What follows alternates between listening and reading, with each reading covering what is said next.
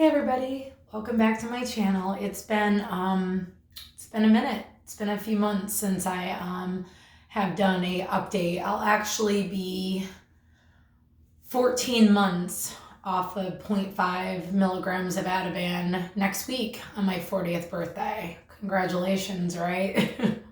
It's been a super, super long ride. So those for the, yeah, let me rephrase. Those of you who don't know me, I'm Melissa.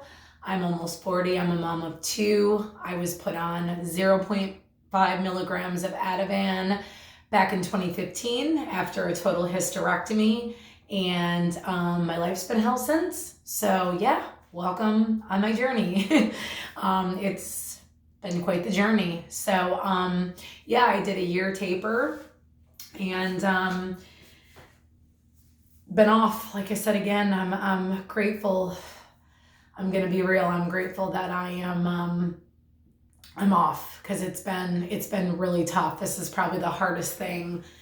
And I'm sorry, y'all, I'm moving around back and forth here, but yeah, it's been the hardest thing that I've ever had to do. So a little bit of where I am. Struggling with weight gain. I'll kind of just get into maybe some of my symptoms. So 14 months off. Honestly, the whole year off was the worst. It was the hardest. I'm not trying to scare anybody. I'm just saying I feel like that's your true healing.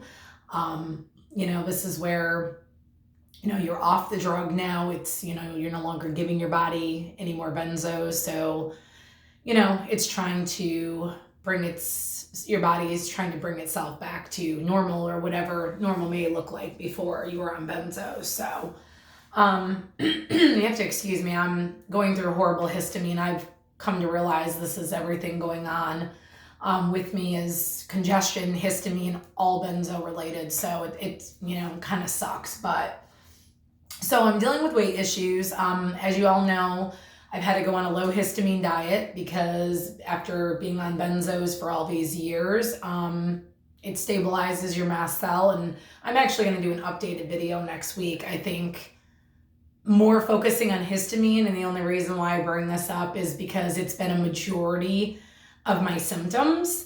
And I feel like a lot of people don't realize, if they are going through it, not everybody will, I guess you could safely say, but diet has really helped me. But the downfall is I'm taking out so many things that I used to eat, and I ate healthy before, but so like my iron's a little low, my potassium is a little bit low. It's gotten low. I've helped it along now, but I'm saying, like, just because I'm not used to eating like this. So, but it's helped me. I mean, it's helped with, hiving and rashing and flushing while I was eating and just all those crazy things. So weight gain is a big issue for me, but I think about 50% of my weight loss was coming off the benzo, because I struggled to gain before I went on a benzo. So I'm kind of like back where I was, if that makes sense. So I'm like 107 pounds. I was like 127 on benzos. So yeah, it's a lot of weight. I'm not confident with how I'm looking. And working out is kind of a no-no right now, because it actually rises your histamine and it causes things to be worse. So weight is a big deal. The benzo symptoms I still have are no connection. I do cry and I do get angry, but I feel like there's no happy medium. Like I can't explain it. Like I just don't feel connection. Like I don't feel when I hug somebody, it's like, okay, yeah, get out of here. And that's just never who I was. So that's still very hard for me to, get through. I hear from people, I'm trying to hold hope that it does come back. So that's a positive. But so mainly it's the weight, it's the no connection. It takes me a long time to get motivation to where when I was tapering, like I was up and I was distracting, and like, not saying it was easier, but I could not really focus on stuff and I could get up and feel that rewarding sense of self of rewarding. Do you ever like play a game or do something and that accomplished feeling you feel? I don't have that from, you know, coming off of benzos. So that's a bit rough for me because I'm always looking for that feeling of like, wow, that made me feel really good, or I mowed the lawn, or I colored with my son, you know, something. That's not back yet. I do know that I'm still struggling with light sensitivity, getting sleep. That's all histamine. I can definitely tell because I did have it. And I'm actually going to go into another video about all this because I kind of figured out before I had my surgery what was going on, and I kind of wish I knew before I had surgery. So, yeah. So anyways, but yes, histamine, like if I get woke up in the middle of the night, I'm up. Like my body is just, my eyes pop open and it's just like I'm ready to, I'm fatigued, I'm exhausted. It's so hard to put it together, but it's like I'm on the go, like the adrenaline, like I'm just a robot. So I'm still dealing with a lot of that. The other thing is anger. I get more angry than I used to because I'm not an angry person. I don't know. I wouldn't say angry, like, but I guess it would be more like just, I think because I'm missing the middle, like I can get angry and I can cry, but there's no connection. So because there's nothing there to like balance through, it's like this emotion, that emotion. And it's almost like, I think why I get that way is because it turns off so quickly. Like I could cry and be so sad, but then in a couple of minutes, it's like having bipolar.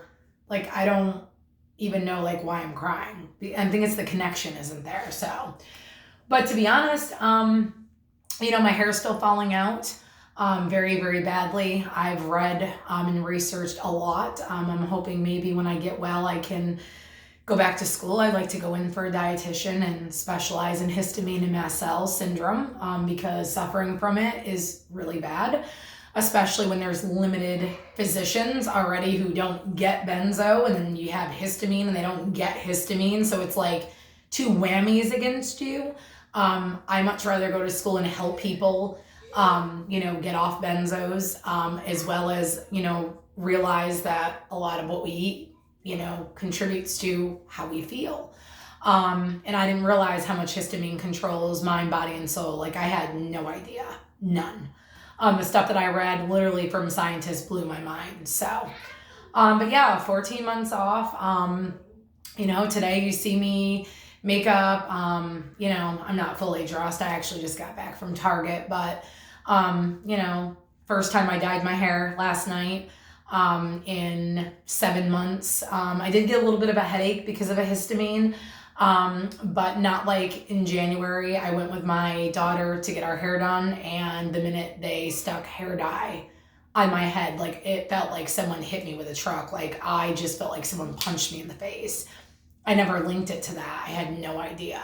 So that's a, you know, that's a milestone. I always tell everybody, please, you know we have symptoms. Like I know they're real. I've suffered, believe me, for the past 5 years. I get it, you know, but focus on your milestones. Those are the things that I tell people, and they look at me funny, but I'm not kidding. Your brain is a powerful thing, and the things that we say and do, and you know, they affect us. They affect us horribly, more than we even know. Our fear coming off these things is already so hypersensitive. The last thing we want to do is make things worse. You know, and I'm not saying that anybody's doing anything wrong. I'm just merely saying that I know that I feared the whole like first 6 months of my taper. And all that did to me was make me feel anxious, sweaty. I mean, I literally was peeing all the time. Sorry, TMI, but I'd run to the bathroom all the time because my stomach was in a knot. I created more anxiety than I think even needed to be there because I didn't even realize what was happening. And it is scary when you don't know, when your body is doing all these crazy things. It's really scary. Like, it's really scary. But with the coping skills that I've learned and the just, you know, distractions and things in that nature, like it really, really helped me. You know, I don't know that I would have made it this far and stayed off of the Ativan if I didn't apply those things every day. not only that I had to get up, I have 2 kids, you know, I couldn't just lay around in bed every day, unfortunately. So I'm grateful for it though, because I don't know that I would, because now I'm struggling to get up and push myself. And when I do feel good. But when the longer I'm in bed, the more my muscles and the fatigue, and I forgot to add that that's another symptom, fatigue, like fibromyalgia-like symptoms, my legs aching, my teeth aching, all of that stuff, horrible. So, it's just, like I said, we can always make our symptoms worse. But I feel like when we try to hold on to what we got, it sometimes is helpful. So like I said, I just kind of wanted to do a quick follow-up. I do want to get more into my channel about histamine. I'd also like to do, it's been a while since I've done a Q&A, a long time. I think I did part 1 last year. So if you guys want me to do a Q&A for my next video, just leave messages down below. Anything you guys can think of, any tips I can give you guys that may have helped me through. Again, I'm not a doctor. I don't, push supplements or other drugs. Just merely things that I found, help me, soothe me, and maybe they can help you. So, but yeah, it's not an easy ride for anyone, If anybody would have gave us a consent and told us what these drugs do from the get-go, a lot of us wouldn't even be here. I hear people say all the time, well, Melissa, you should have known. But should I have known? I mean, should there even be drugs out there that does this kind of, this level of damage to somebody? Seriously, I don't know that I believe that it was my fault. Maybe I should have researched more, but maybe somebody should have let me know before I even took them, because I didn't know. I just thought, and because I didn't even react badly on them, I thought they were safe. I never felt weird. I never felt, funny from taking a Benzo. I never felt stoned. That's not the reason why I went on it. I don't drink. I don't smoke. I'm 7 years smoke-free. I haven't had a drink in probably 6 years. So it's I don't do recreational drugs, and, I'm not downing people who do. I'm just saying, I didn't react funny to Ativan. I just felt I could get through the day type thing. And had I known all of this after 8 or 9 months, I know it was less than a year. That's all it took for me to go downhill. So, drugs aren't always the answer, guys. When you really think about everything that we've had to go through to get off these damn things, for what we were put on it for, and maybe insomnia, even epilepsy. I feel bad for those people, but anxiety, depression, whatever else, some people, IBS, was it really worth going on this drug to go through all of this and spend our lives tapering off these drugs the rest of our lives to get rid of a couple of symptoms? To be honest, I don't think so. I've done better managing, naturally my anxiety than any other technique out there, even over drugs. So, but again, I'm not knocking people, I'm just saying for me, it was a bad idea. It was a bad idea. And had doctors listened more to me when I was going through my female issues in 2012 to 2015, then I wouldn't even be here today. But I guess I look at this journey as I've learned a lot about nutrition. I feel like I've been given a second chance to not take life for granted. Not that I did, not that I was a bad person before benzos, but I just feel like I look at things so differently because of where I was and how bad I was. And I really didn't think I was going to make it. I really didn't. So like I said, you guys, you need to stay strong, stay positive, stay away from the negative Nellies. I hate to say this, but there are so many in the groups. They are horrible, horrible, horrible for our health. They are not the people we need to be around right now. They, I get it. People are miserable. We're sick. We're, COVID's going on. Things are really, really bad compared to what they were before I even, tapered benzos. Things were not this bad with the world, but you got to not listen to the negative talk. We already have our own negative intuitional talk. We don't need other people's talk. So, like I said, stay away from those people. Try to find a buddy that maybe you can taper with, or somebody that you can reach out to and get close to on Facebook or the groups, even my group. And again, I'll link my group down below. All my social media will be down below as well. I don't feel like anybody should go through this alone, but I also don't believe people should go into groups and be traumatized either. So, but there's a lot of negative Nellies out there. There's a lot of people who've been suffering on drugs for years and years and years, and they're not getting better, and they just want to rain on somebody else's parade. And that's just not what we need. We need the most uplifting positivity that we can get. So, like I said, again, you guys, it is rough, but it does get better. Please hang in there. If I didn't, I would have never known where I'd be now. And I wouldn't have the time with my son and my family and my daughter that I do if I didn't hang in there. So like I said, please hang in there. And again, if you guys have any suggestions on upcoming videos, I want my platform to be a part of the next video that I make. And like I said, I'm not a doctor, I'm not a professional, I'm just an average person, everyday person who's gone through benzos, who's gone through horrific medical things with being ignored in the medical field, pharmaceutical wise and, female wise. And I know what it's like.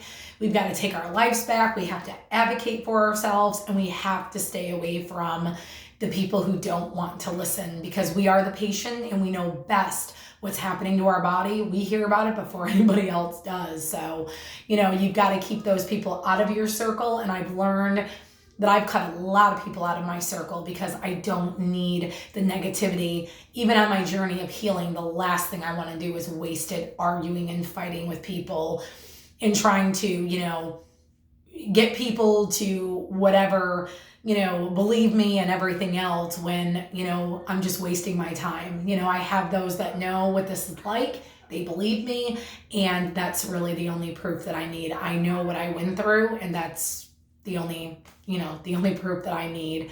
But like I said, I'll be 14 months off. August 27th is my birthday, and that is my 14-month milestone. So like I said, regardless of where you guys are in your journey, please don't give up. Some of us are just starting. Some of us are afraid to start. Some of us are newly off. It takes a long time, but we can help our brain along. I'm a firm believer in that. I did games. I did watching videos when I could tolerate it. Listening to music when I could tolerate it, keeping my mind going, doing a little bit of physical therapy while I was sitting in the living room. Anything. We've got to bring our brains back. Our brains have been hijacked, and once we come off, they just don't know what to do, and everything is hypersensitive. So like I said, guys, I appreciate, all the subscribers. You guys mean a lot to me. If I can change one person from ever getting on a benzo and help one person off, then then my YouTube channel has stood what it should be there for. So like I said, again, guys, take care of each other, and please stay away from the negative Nellies, because those people are only going to bring down your journey. They're not going to help bring you up. They're going to bring you down. Talk to you guys later. Bye.